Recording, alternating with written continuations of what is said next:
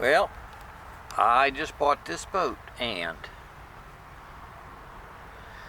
so we're going to pull the motor out.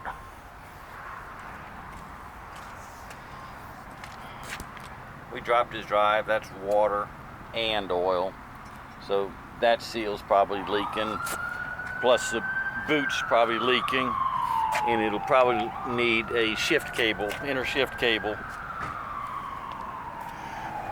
But the reason we're pulling it out is because the starter fell off and broke the bolt.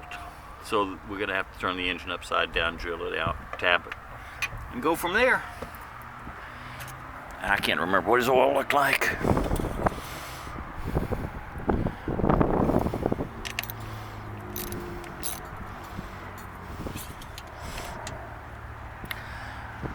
So here we are.